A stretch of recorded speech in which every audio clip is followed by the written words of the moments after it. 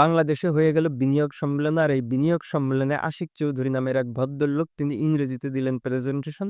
আর সেই প্রেজেন্টেশন শুনে বাংলাদেশের কোটি কোটি মানুষ তার ভক্ত হয়ে গেলেন এবং তারা স্বপ্ন দেখতে লাগলো যে বাংলাদেশে কোটি কোটি মার্কিন ডলার ইনভেস্ট হবে এবং বাংলাদেশের দুঃখ কষ্ট ঘুচে যাবে, বাংলাদেশ সুখী সমৃদ্ধি উন্নত বাংলাদেশে পরিণত হবে।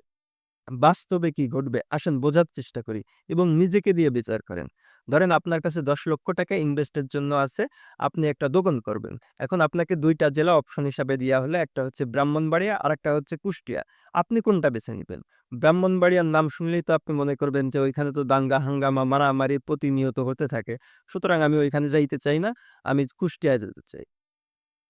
ঠিক একইভাবে বাংলাদেশের বর্তমান যে অবস্থা, আইন শৃঙ্খলার যে অবনতি, যে পরিমাণ মব জাস্টিস, যে পরিমাণ উগ্রবাদের উত্থান, এই পরিস্থিতিতে বাংলাদেশের সমান সুযোগ সুবিধা দিবে এরকম রাষ্ট্র যদি কেউ পায়, তাহলে কি চাইনা বলেন, আমেরিকা বলেন, কেউ কোনো প্রকারে বাংলাদেশে ইনভেস্ট করবে বা করতে রাজি হবে? আপনি যদি একজন বিদেশি ইনভেস্টর হতেন এবং আপনার কাছে যদি অপশন থাকতো ভিয়েতনাম, ইন্দোনেশিয়া, বাংলাদেশ, ইন্ডিয়া, তাহলে আপনি কোন দেশটা বেছে নিতেন? বর্তমান বাংলাদেশের যে পরিস্থিতি, এতে কি কোনো প্রকারে আপনি বেছে নিতেন বাংলাদেশকে ইনভেস্টের জন্য? তাহলে এই যে গালগল্প দিচ্ছি, এইগুলোর কোনো ভিত্তি আছে? বাংলাদেশের মবের যে উত্থান, এই রকম পরিস্থিতিতে কেউ এই দেশে ইনভেস্ট করতে চাইবে? কেএফসি ভেঙে ফেলা হচ্ছে, বাটা ভেঙে ফেলা হচ্ছে, পাড়ার দোকানে যদি কোক থাকে তার উপর হামলা করা হচ্ছে। এখন একজন আমেরিকার ইনভেস্টর যদি ইনভেস্ট করে কোনো এক জেলায়, সেইটা যদি এলাকার মানুষ জানে যে এটা আমেরিকার কোম্পানি, তাহলে সেই কোম্পানিকে জ্বালাই দিতে, পোড়াই দিতে, ভেঙে ফেলতে বাংলাদেশের মানুষের কি কোনো বাধবে একটু? আর এই মেন্টালিটির মানুষ যে দেশে আছে, সেই দেশে মানুষ ইনভেস্ট করতে আসবে কোন দুঃখে? তারপরে ধরেন কোনো এক নারী ইনভেস্টর সে বাংলাদেশে ইনভেস্ট করলো। এখন সে যদি ছোট কোনো পোশাক পরে কোনো এক মানে রাস্তায় ঘোরে এবং তাকে যদি উত্ত্যক্ত করে, সে তো ইনভেস্ট ফেলাইতে জান নিয়ে আগে পালাবে। এরপর দেখেন বাংলাদেশ নিয়ে বিশ্বের বড় বড় মিডিয়া সংবাদ প্রচার করতেছে যে বাংলাদেশে উগ্রবাদ চরম পর্যায়ে এবং জঙ্গিবাদ আসন্ন। এখন এই পরিস্থিতিতে কেউ যদি ইনভেস্ট করতে চায় বা ইনভেস্ট করে, তার তো বাংলাদেশে আসতে হবে, বাংলাদেশে থাকতে হবে, বাংলাদেশে ঘুরতে হবে। আর তখন যে হলি আর্টিজনের মতো ঘটনা ঘটবে না, এই নিশ্চয়তা কে দেবে তাকে? আর সে কি জানে না এরকম পরিস্থিতি বাংলাদেশে একসময় ছিল? আর বাংলাদেশে এরকম পরিস্থিতি ছিল জেনেও আর এখন এইরকম আইন-শৃঙ্খলার অবস্থা এবং জঙ্গিবাদের আবার চরম সম্ভাবনা রইছে জেনেও কিভাবে সে ইনভেস্ট করবে বা কেন ইনভেস্ট করবে? এখন বাংলাদেশের মানুষ ইংরেজিতে একটা প্রেজেন্টেশন দেখছে। এই প্রেজেন্টেশন দেখেই তারা মহা খুশি।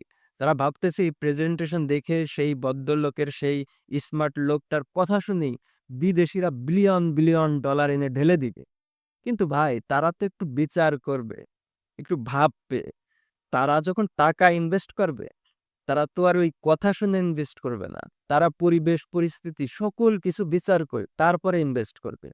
আপনি যদি ৳১,০০,০০০ কোথাও ইনভেস্ট করতে যান, তাহলে কয়বার সেখানে ঝুঁকির সম্ভাবনা ভাবেন? নিজেকে দিয়েই বিচার করেন। তাহলে বুঝবেন যে কথা শুনে মানুষ ইনভেস্ট করে নাকি ক্ষেত্র বুঝে ইনভেস্ট করে। আশিক চৌধুরী ভাই বিশাল প্রেজেন্টেশন দিয়ে মানুষকে খুশি করে, মানুষের মন জয় করে তারপরে তিনি বললেন যে আগামী ২ বছরে ১৫,০০০ মানুষের কর্মসংস্থান হবে। কিন্তু ভাই আপনি কি জানেন যে কয় মাসে কত লক্ষ মানুষ বেকার হইছে? এক বেক্সিমকোর ৪৫,০০০ এর উপর কর্মী বেকার। গাজী ফ্যাক্টরি না, এরকম শত শত ফ্যাক্টরি বাংলাদেশ থেকে উঠে গেছে। তারপরেও আপনারা মানুষকে একটু কাল্পনিক সুখ দিচ্ছেন, মানুষকে একটু আশা ভরসা দেখাচ্ছেন। এত অশান্তির মাঝে তারা একটু সান্ত্বনা পাচ্ছে, তারা একটু স্বপ্ন দেখতেছে। এজন্য তো আপনাদের ধন্যবাদ প্রাপ্য। কিন্তু আপনারা যে একের পর এক এই ভাওতাবাজি করতেছেন, শুধুমাত্র নিজেদের ক্ষমতা স্থায়ী করার জন্য, শুধুমাত্র নিজেদের ক্ষমতা দীর্ঘায়িত করার জন্য।